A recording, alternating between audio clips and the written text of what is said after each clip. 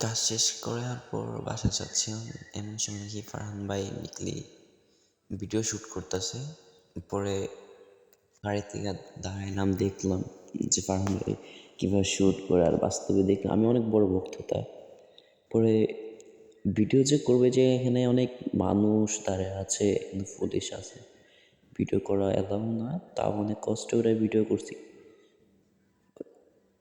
তো ডাক দিছিলাম, তাকায় নাই, এই ফারহান ভাই বিগ ফ্যান, এই তাকাইছে ফারহান ভাই বিগ ফ্যান, ভিডিও করতে হইতেছে লুকাইয়া, যার কারণ ডাকের সাড়া নিতে পারি নাই ভিডিওতে।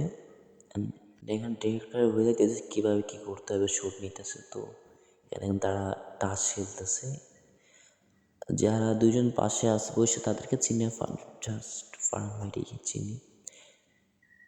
আমি তার খুব বড় একজন ভক্ত, ঠিক আছে, আমি খুব বড় একজন ভক্ত। বলছিলাম যে ভাই এটা পিক তোলা যাবে কিনা ব্রিজের উপর থেকে। আমি ব্রিজের উপরে আছি, অনেক হাজার হাজার মানুষ আছে যারা দেখতেছে ব্রিজের উপর থেকে।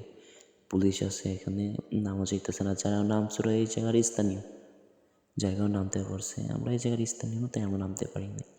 ব্রিজের উপর থেকে ভিডিও করতেছি, তো ডাক দিচ্ছি, ডাকের সাড়া দিছে আর কি, এটা সবচেয়ে বড় জিনিস। অনেক খুশি লাগতেছে যে ডাকে সাড়া দিছে আমাদের। ওই যে তারা পান খাইতেছে, শ্যুট শেষ, নাও এখান থেকে অন্য জায়গায় যাবে শ্যুট নেওয়ার জন্য।